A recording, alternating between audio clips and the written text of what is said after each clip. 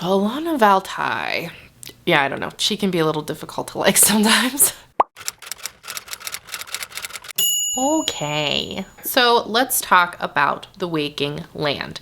I am going to make this a video that does not have any spoilers in it. I will be talking about sort of like the basics of like getting into the plot and all of that, but none of like the bigger stuff that goes along with the story. Here is the front cover art.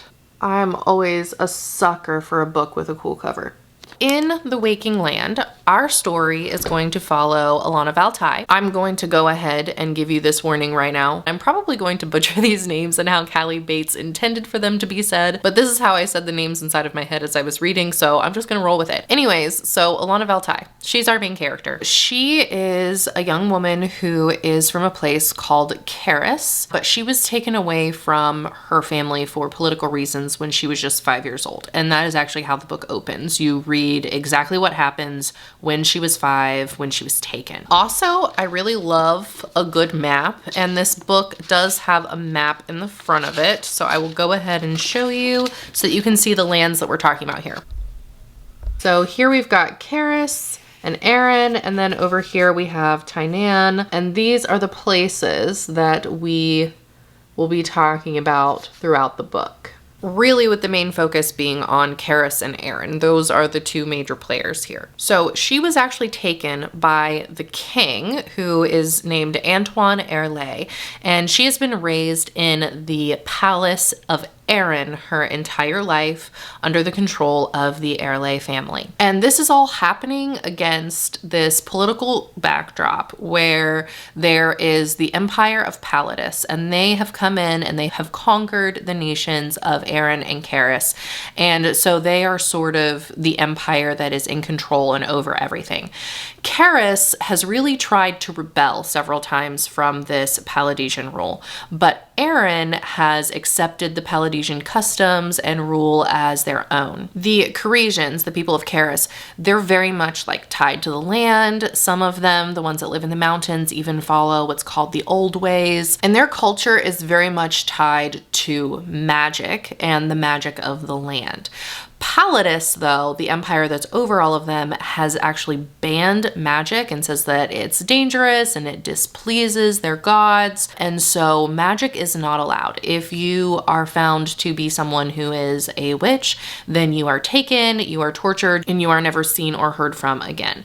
Now, again, the Palladesians, they are citing religious reasons for that, but as we go on throughout the book, we find that that might not be exactly honest. But even though they have banned magic throughout the entire empire, there are still kind of leftovers, I guess. What am I trying to say? Not leftovers. Remnants.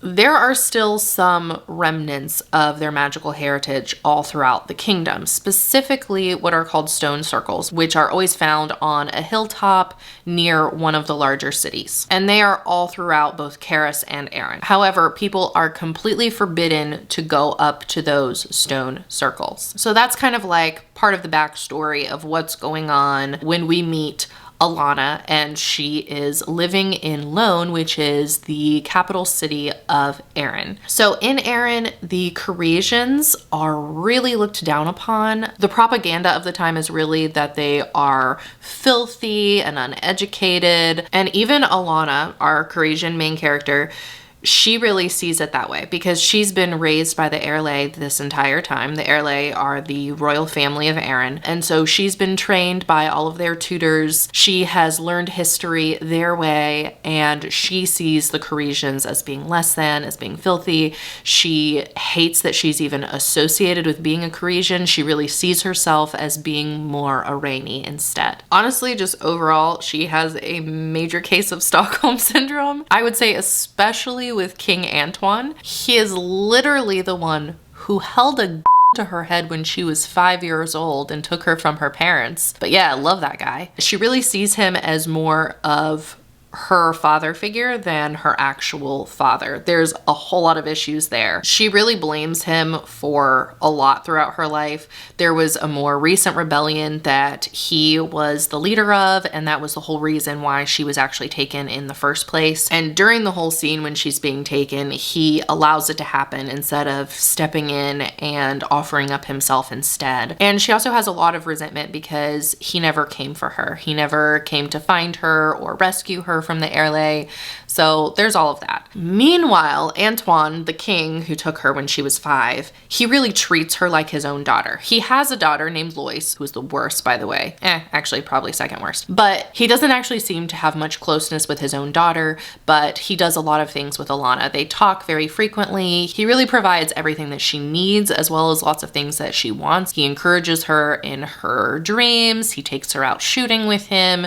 So he has gotten very close to Alanna during the time when she's been living with them. But like I said, the king does have an actual daughter named Lois, who is absolutely terrible to Alanna. As I was reading, I always kind of pictured her as Cressida Cowper from Bridgerton. She's really the type of person that makes sure that Alanna always remembers that she's beneath them, that she's just a filthy Parisian, that she's not one of the royal family, all of that. And even though Lois is married, another man is her favorite, and he is actually the worst, Dennis Falconier. And there's lots of things in the story that ensue surrounding him and how he treats Alanna as well. And probably the most important little tidbit about Alanna is that she actually possesses magic herself. We see that she is able to make things grow. Also, she sneaks up to a stone circle, which she is not supposed to do. And some very interesting things happen when she slices her hand and puts some of her blood onto the stones. So with all of this going on, very early in the book, chapter 1,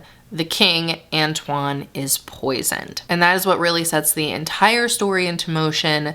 And then all of the things that happen with Alanna after that are really the meat of the story. There's also like this little love story that emerges. So that's really fun. There is like one spicy scene as well for anybody who's not comfortable with that, but I actually felt like it was handled really well. Like it didn't feel corny, and it was actually really important to the plot of the book too, so I felt like it was well done. There was actually a quote from that scene that was one of my favorites from the book, and I wrote it down in my reading journal because it was just so good. I was like, yes, absolutely, that was incredible. Okay, so now for my own personal thoughts about this book. First of all, some things that I absolutely loved.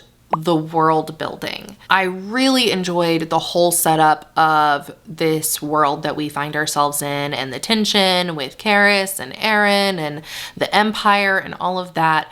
I really felt like I was in that world. Kind of tying in with that, I love all of the histories that go with it, the backstory that is woven. I felt like all of that was just done really well. Also tying in the descriptions of nature here and kind of how that all also ties in with the magical elements. Some of the most beautiful things that were written were descriptions of nature, and I really loved all of that. Number 4 though, the magic in this was my favorite. And I'm actually going to give you a little tidbit of it from page 49. So this is pretty early on in the story, so I'm not giving away a bunch by reading this to you. If you want to skip it, I'll try to have like an index marker down in the description box that you can just click on the next section. A pounding starts under my feet. It surges up into my body, swells through my head. I taste earth in my mouth. A woman's voice screams. I'm screaming, but I'm not a woman. My throat is wood and water and sap.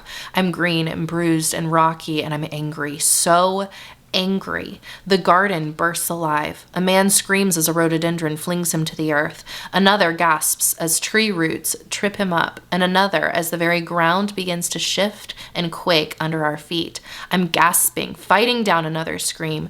Tremors racing up and down my arms. I've got to run, but the green power still pulses through my body, a counterpoint to the shaking in my limbs. So this is one of the first times that we see her kind of like lose control with her magic. Obviously, that's like a very popular trope in anything that has magical elements, is that you're kind of not always in control. So this is the first time that we see like a big eruption of her magic happening toward the beginning of the story. And I don't know why, but I love it when it says, I taste earth in my mouth. That kind of gives you a really good picture of what the magic is like in this book. It's very much tied to the land and to the earth, and I just loved that whole aspect of it. And then the 5th thing that I really love from this book is the growth growth of her character.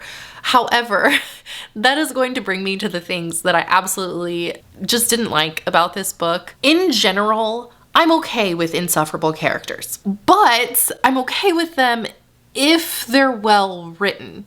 And if it feels like they're supposed to be insufferable and that is just like something that they're gonna have to go through with their character. In the beginning of this book, I found Alana to be incredibly insufferable, but in a way that I didn't feel was actually well written. She is constantly flip-flopping her mind. Like, it can happen multiple times on the same page. It was jarring and frustrating, and honestly got to the point where almost like I just had to laugh every time that it was happening. It's just like, well, she's doing it again. I don't know. I was not able to keep up with her character and how she was feeling. I didn't feel like tied to her in any way in the beginning of the book. It was just like she was being this insufferable little brat that was keeping the plot from happening. She was trying to constantly run from the plot of her own book. I will say that as the story went on, it did start to get a little bit better, but there were times even after she did start to grow a little bit that just certain things with her character could be a little bit distracting. Sometimes she was feeling really bad about her petulant actions causing other people harm, and it seemed like she was like learning a lesson from it, but then literally further down on the same page, she just does the same exact thing again and has the same exact mindset all over again. And it's like,